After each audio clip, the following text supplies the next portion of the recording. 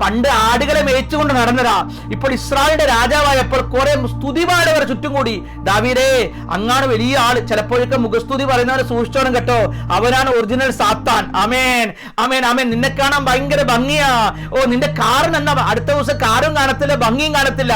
അതുകൊണ്ട് സ്തുതി പറയുന്നവരെ സൂക്ഷിച്ചോണം. അപ്പൊ ദാവീദിന് ചുറ്റും സ്തുതിപാടകരാ. അപ്പൊ ദാവീദിന് തോന്നി, ഞാൻ തന്നെ ദൈവം. ആമേൻ, സ്തോത്രം.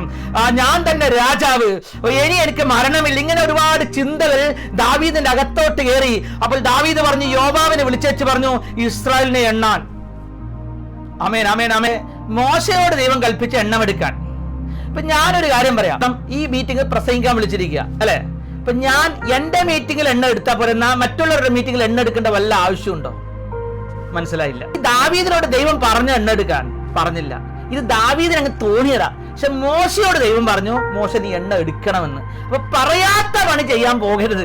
എത്രയൊക്കെ ഞാൻ പറഞ്ഞ മനസ്സിലായി? ആമേൻ. ചെയ്തു തീരാത്ത പണി ഒരുപാട് അപ്പുറത്ത് മാറ്റി വെച്ചിട്ട് ദാവീദ് ചെന്നിരുന്ന് പറയാത്ത പണി ചെയ്യുക. ചിലർക്കുള്ള പരിപാടിയാ പറയാത്ത പണി ചെയ്യുക. അപ്പൊ ഈ കൂട്ടത്തിൽ വേറൊരു വിഭാഗമുണ്ട്, ലേവ്യ ഗോത്രം. ദൈവാത്മാവ് തന്ന ദൂത് അതുപോലെ പ്രസംഗിക്കുക. ദാവീദിന് എല്ലാവരുടെ എണ്ണം എടുക്കാം, പക്ഷെ ആരുടെ എണ്ണം എടുക്കാൻ പാടില്ല? ലേവ്യ ഗോത്രം. അത് ദൈവത്തിന്റെ ഗോത്രമാ. മനസ്സിലായില്ല? സ്തോത്രം. ദാവീദേ, നിനക്ക് എണ്ണാം, പക്ഷേ അതിനു മുന്നേ ഒരാലോചന വേണം. ഓ സ്തോത്രം. നിനക്ക് ചെയ്യാം, അതിനു മുന്നേ ഒരാലോചന വേണം. ലേവ്യ ഗോത്രം ദൈവത്തിന്റെ ജനമാ. സ്തോത്രം. ശൗൽ രാജാവായപ്പോൾ എന്നാ ചെയ്തെന്നറിയാമോ? ഈ ലേവ്യരെ എല്ലാം അങ്ങോട്ട് പറഞ്ഞു വിട്ടതാ.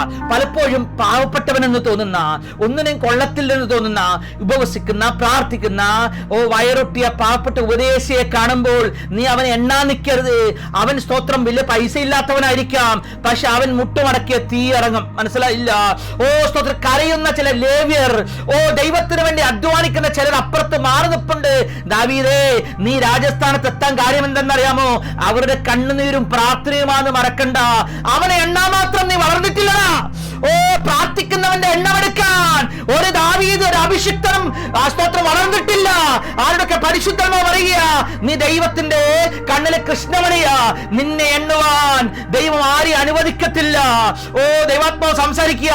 നിന്റെ ഭവനത്തിലെ നന്മകളെ എണ്ണുവാൻ, നിന്റെ ഉയർച്ചകളെ തടയുവാൻ ഒരു രാജാവിനും, ഒരു മന്ത്രിക്കും, ഒരു പ്രൈം മിനിസ്റ്റർക്കും ദൈവം അനുവാദം കൊടുത്തിട്ടില്ല.